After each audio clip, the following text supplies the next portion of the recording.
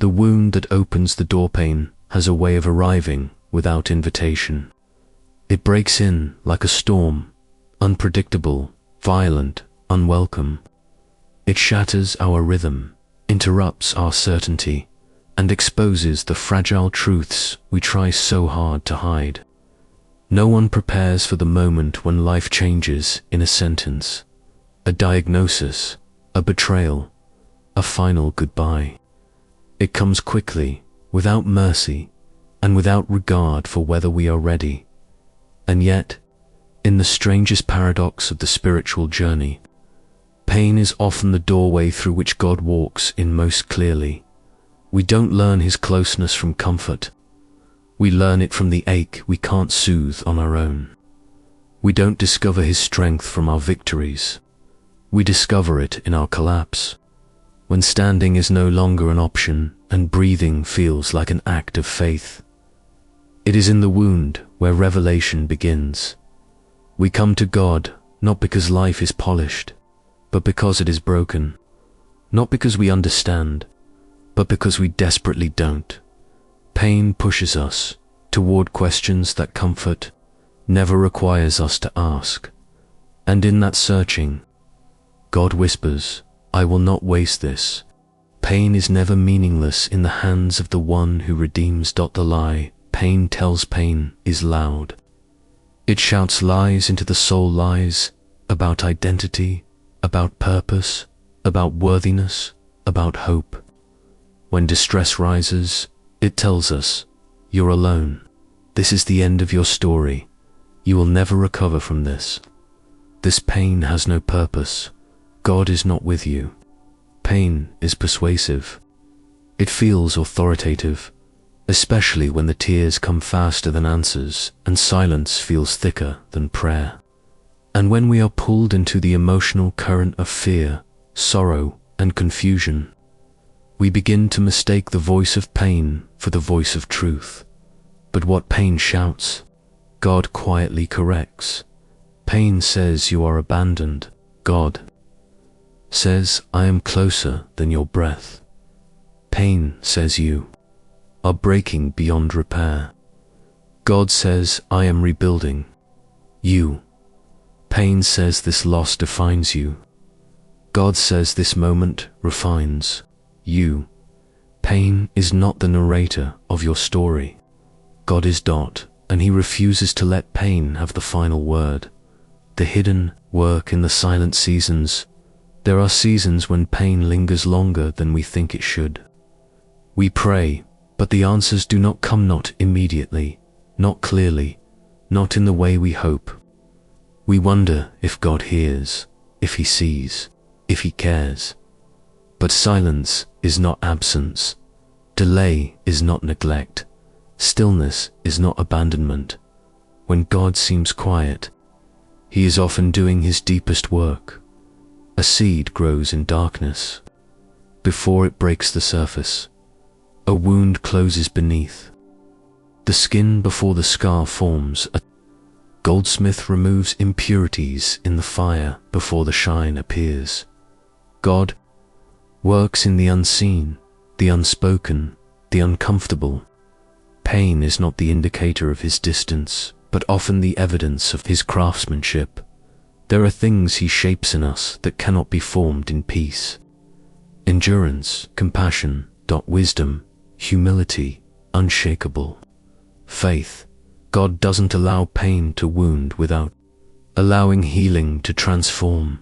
The redemptive pattern written in Scripture. God has always used pain as a tool of redemption. Scripture doesn't hide this, it highlights it. Joseph's betrayal led to a national salvation.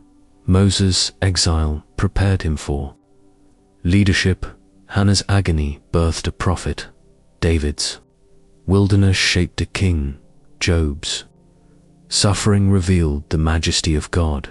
Esther's fear became deliverance. Paul's thorn birthed power through weakness. Jesus' cross became the hinge of eternity.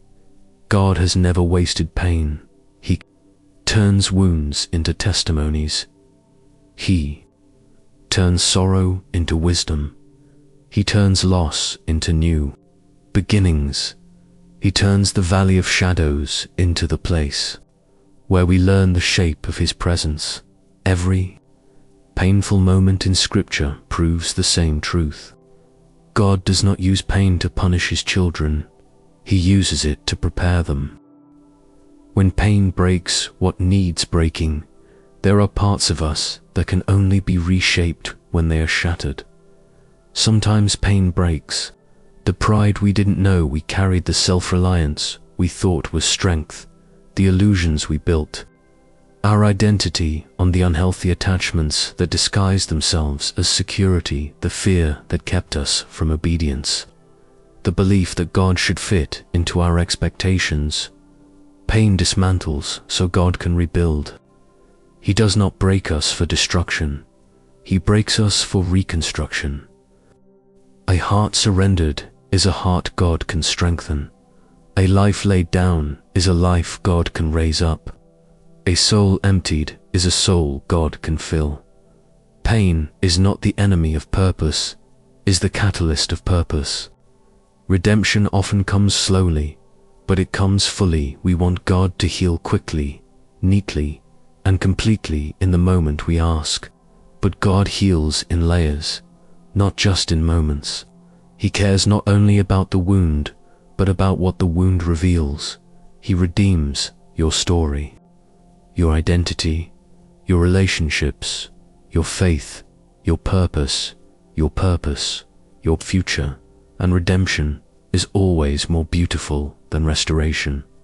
Restoration gives back what was lost. Redemption transforms what was lost into something greater. Pain becomes a teacher. Suffering becomes a seed. Tears become testimony. What once wounded you becomes what strengthens you. What once frightened you becomes what frees you. What once broke you becomes what builds you. God doesn't return you to who you were before the pain. He shapes you into someone stronger than you could have imagined. The miracle hidden in your suffering, you may not see it now. You may not feel it today. But there is a miracle unfolding behind the curtain of your tears. Pain is not wasted.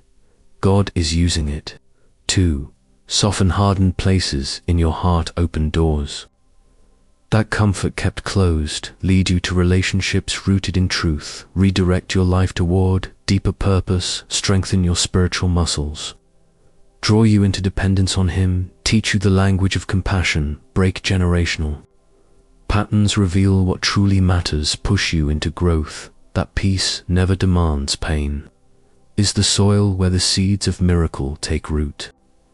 You don't have to see the miracle for it to be real. You don't have to understand the process for it to be holy. You don't have to feel strong for God to be strong. He is redeeming you even in the moments you feel undone.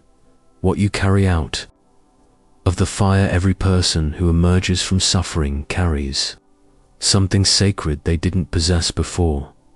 A deeper compassion for others' pain, a clearer voice for truth, a softer heart toward the broken, a stronger resolve in adversity, a deeper understanding of God's faithfulness, a steadier peace in uncertainty, a humility that transforms leadership, a wisdom forged in fire, a maturity that cannot be faked, a courage born from surviving what should have crushed you.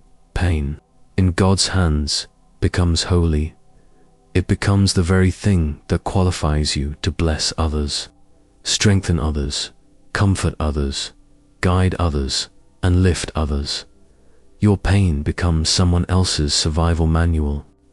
Your scars become someone else's roadmap to hope. And this is redemption, when the suffering that once felt senseless becomes the blessing that gives life to others. The God who redeems every tear, God, does not ignore your pain. He does not minimize it. He does not dismiss it. He does not abandon you in it. He enters it. He carries it. He shares it. He transforms it. Jesus wept at Lazarus' tomb not because he lacked power, but because he shared our sorrow.